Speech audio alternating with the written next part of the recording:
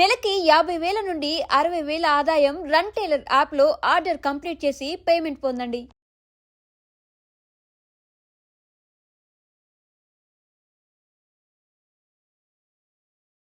ఇంత స్వచ్ఛమైనటువంటి తెలుగు ఎలా మాట్లాడుతున్నారు? ఇక్కడే పుట్టారు, ఇక్కడే పెరిగారు, అవునండి. ఇక్కడే అంటే ఉన్నారు. ఇప్పటికీ ఇక్కడ సెకండ్ లాంగ్వేజ్ తెలుగు ఉన్న స్కూల్స్ ఉన్నాయి. హ్మ్. సో మా పెద్దవాళ్ళు, మా పేరెంట్స్ మమ్మల్ని సెలెక్ట్ చేసి తెలుగు సెకండ్ లాంగ్వేజ్గా ఉన్న స్కూల్స్లో పెట్టారు. అలాగే మా పిల్లల్ని మేము సెకండ్ లాంగ్వేజ్ తెలుగు ఉన్న స్కూల్లో చేర్చాం. హ్మ్. సో మా పిల్లలు కూడా ఆల్ ఇండియా రేడియోలో ఇచ్చారు, పర్ఫామ్ పర్ఫార్మెన్స్ ఇచ్చారు. ఇంకా ఫ్యూచర్ గురించి తెలియదు. మీ అబ్బాయి ఉన్నట్టున్నాడు, హీరోగా ఏమన్నా వస్తున్నాడా? వాళ్ళు అస్సలు వాడికి ఇష్టం లేదు. మా అమ్మాయికి అసలు ఇష్టం లేదు. మరి లెగసీ అనుకోకుండా మా నాన్నగారితోనే ఎండ్ అవ్వాల్సింది. దేవుడు మరి నన్ను లాక్కొచ్చాడు. మరి అలాగేమన్నా వీళ్ళని లాక్కొస్తాడని నాకు తెలియదు. నేను మాత్రం బలవంతం చేయను. I will never force for anything. నాకు అది ఇష్టం లేదు. చదువు కానీ ఇది కానీ, మ్యారేజ్ విషయం కూడా అంతే. నాది జీరో ఇన్వాల్వ్మెంట్ ఉంటుంది. ఎందుకంటే మనం ఇప్పుడు జనరేషన్ బట్టి మనం వెళ్ళాలి. మనం ఫోర్స్ చేసి బలవాడిని పెళ్లి చేసుకో అంటే అది వాళ్ళకి సింక్ అవ్వాలి కదండి. రేపు ఏమైనా ప్రాబ్లం వస్తే మీరే అంటారు, డైరెక్ట్గా చూపిస్తారు, మొహమాట పడరు. అందుకని 100% your choice, good or bad, you think and select. So daily ఏం చేస్తూ ఉంటారు మరి మీరు? పొద్దున పూట డే ఎప్పుడు స్టార్ట్ అవుతుంది? పొద్దున పూట నిదానంగానే స్టార్ట్ అవుతుంది. Because of this I have severe insomnia కూడా వచ్చింది నాకు. అవునా? ఆఫ్టర్ కోవిడ్ వ్యాక్సినేషన్ చాలా ఎలిమెంట్స్ Effect వచ్చాయి, చూపించింది. చాలా ఎఫెక్ట్స్, జాయింట్ పెయిన్స్, ఇన్సోమ్నియా, ఈ హెడ్ ఇంజరీ, ఇవన్నీ చాలా వచ్చాయి. నిదానంగా లేస్తా. నిదానంగా లేచి నిదానంగా పూజ చేసినప్పటికీ బ్రంచ్, ఆఫ్టర్ పూజ బ్రంచ్ తిండా పడుకోవడానికి ప్రయత్నిస్తా. వస్తే అదృష్టం, లేదంటే ఏదో కాలక్షేపం చేసుకుంటూ ఉంటాం. ఈవినింగ్ అయ్యేటప్పటికి బ్యాడ్మింటన్కి వెళ్తాం. అలసిపోయి వస్తాం, బ్రహ్మాండంగా స్నానం చేసి కొన్ని రోజులు తింటాం. కొన్ని రోజులు ఇక షూటింగ్ ఉంటే ఇంకా బలవంతంగా పడుకోవడానికి కొన్ని పనులు చేయాల్సి వస్తుంది. తెలుసా ఇంట్లో? అది no hide and seek. 2-3 pegs వేసుకుంటాం. ఎందుకంటే మనం పడుకోవాలి కదా. ఇద్దరు లేకుండా 2-3 దాకా మనం మెళుకు ఉండి మళ్ళీ పొద్దు షూటింగ్కి మనకి డల్గా అంటే బలవంతంగా మనం అనివార్యమైనటువంటి డెఫినెట్గా ఇది పరిస్థితులు నాకు ఐఎమ్ నాట్ అడిక్టెడ్. ఉన్నాయి. స్మోకింగ్ ఒకటే నాకు 6-7 అంతే అవుతుంది. తగ్గించాను ఇప్పుడు కూడా అంతే. నాట్ ప్యాకెట్స్, మామూలుగా సిగరెట్స్. 6 or 7 సిగరెట్స్, అది లెక్క. ఇది అనేది మనకు షూటింగ్ ఉన్నప్పుడు నేను తీసుకుంటాను. 2-3 పెగ్స్ లిమిటెడ్గా మెషర్మెంట్ గ్లాస్ తీసుకుని. ఇంట్లో అయితే లేదా? ఇంట్లో లేదు. ఇంట్లో ఉంటుంది. నా మంత్లీ కోట తెచ్చుకుంటాను, నేను పెట్టుకుంటాను. ఇంట్లో ఉంటే ధైర్యం, లేదంటే అమ్మో. బయటికి వెళ్తే ఇంట్లో ఉంది అంటే ఐ విల్ హ్యావ్ కంట్రోల్. ఇంట్లో లేదు అంటే నాకు బెంగ. ఎప్పుడు మనం డిప్రెషన్కి వెళ్తాం, ఎప్పుడు మనం వర్క్ వస్తుంది తెలియదు కదా. అలా ఉంది అంటే అలా ఉంటుంది. సిగరెట్ తాగుతారు, మందు ఉంది, అప్పుడప్పుడు నాన్ వెజ్ లేదండి.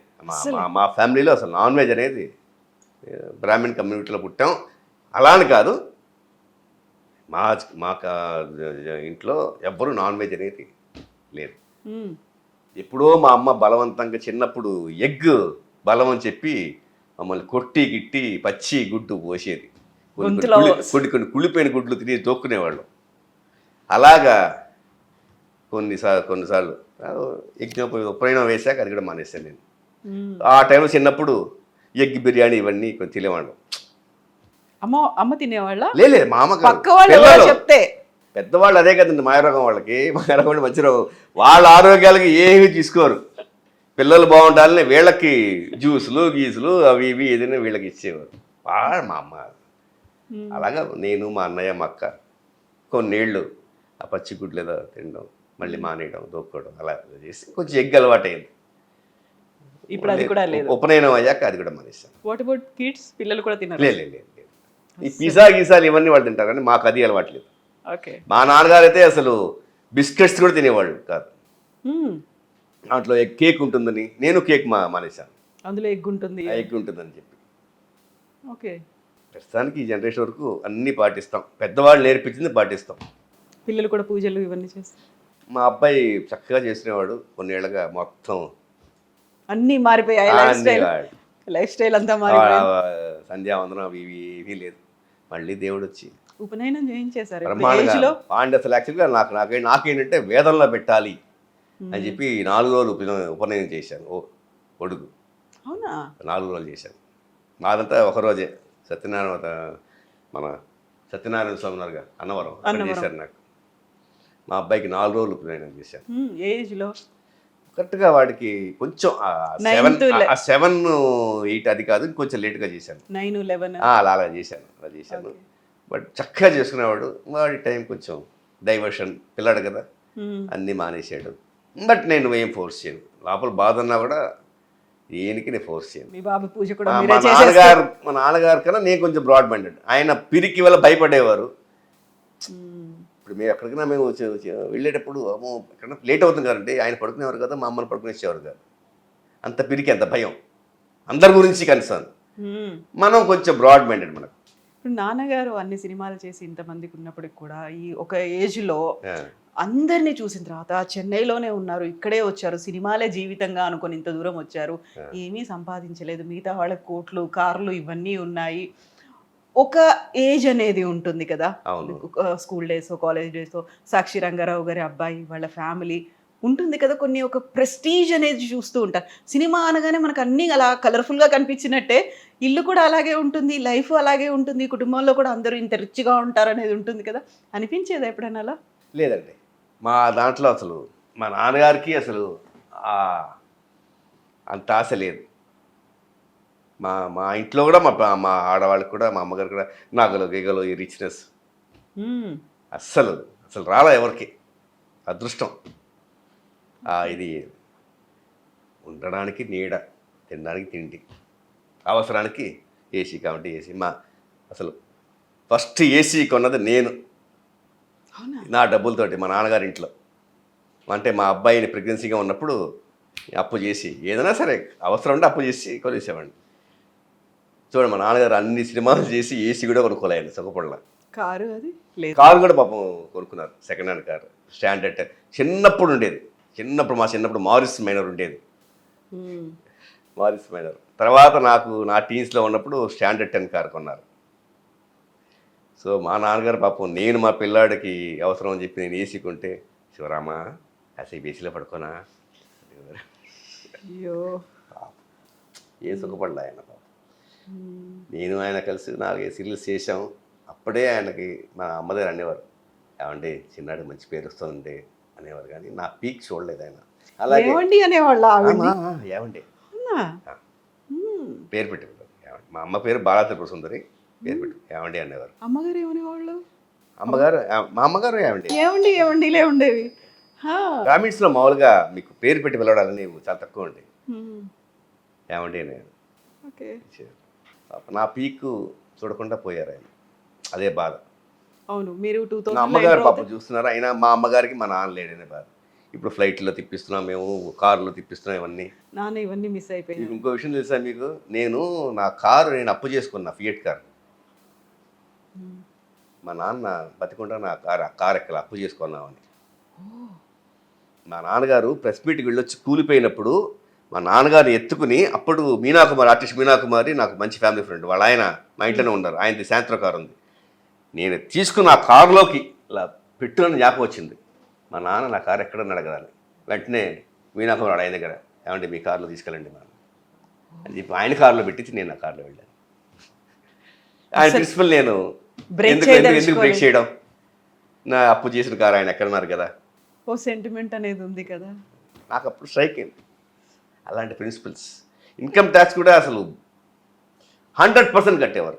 ఆల్ ఇండియా రేడియో ఆర్టిస్ట్ ఆయన మంచి, దానికి పేమెంట్ కూడా ఆడిటర్ గారు కట్టకపోతే, ఏమండి ఎందుకు వదిలేశారు అది, 500 రూపాయలు ఎందుకు ట్యాక్స్లో పెట్టలేదు, మీకు డబ్బులు ఇస్తాం కదా మీకు వాటి దానికి. రంగారావు ఏంటనే చేదస్తాం, అంత 100% ఆయన ఇన్కమ్ ట్యాక్స్ పే 100%. ఆయన చాలా ప్రౌడ్ క్వాలిటీస్ మా నాన్నగారు, ప్రిన్సిపల్స్. ఏమంది సంపాదించడం ఏమిటండి డబ్బు, మా నాన్నగారికి ఉన్న పేరు మాకు చాలండి. ఎవ్వరికి మాకు రిగ్రెట్స్ లేవు. అంటే మా అమ్మ మట్టుగా ఉంటుంది, ఏం సంపాదించారు మీరు అంటే. మా అమ్మగారు అప్పుడు వైజాగ్లో గవర్నమెంట్ టీచర్, మా నాన్నగారు యూనివర్సిటీలో పనిచేసేవారు. అప్పట్లోనే పెద్ద ఇల్లు తోట అంటే ఉండేది.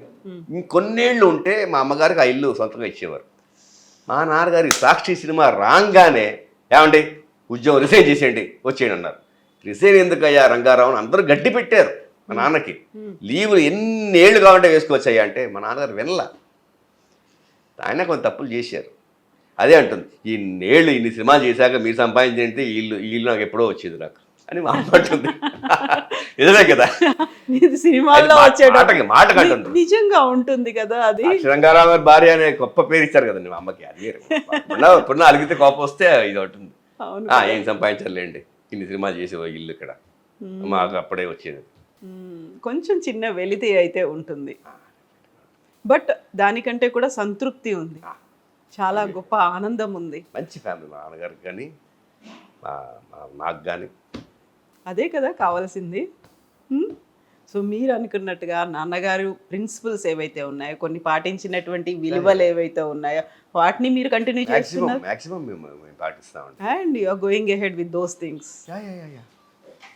థ్యాంక్ యూ సో మచ్ అండి శివ గారు. Best wishes to you. And మీరు అనుకున్నట్టుగా నాన్నగారి ఆశీస్సులు, ఆ దేవుడి బ్లెస్సింగ్స్ అన్నీ ఉంటాయి, అలాగే ఉండాలి. మీరు ఇలాగే కంటిన్యూ చేయండి, హ్యాపీగా నవ్వుతూ సంతృప్తిగా ఆరోగ్యకరంగా ఆర్థికంగా కూడా ఇలాగే కంటిన్యూ అవ్వండి మీరు. తప్పకుండా ఆ దేవుని ఆశీస్సులతో, మా పితృదేవత ఆశీస్సులతో. అవును నిజంగా, అండ్ పితృదేవతలు కూడా. Lots of thanks for iDream media. Thank you so much Siva గారు for making your presence. Thank you అండి. Thank you so much. All the best. It was a wonderful and lovely interview with you అండి. Thank you DOP గారు. Thank you very much.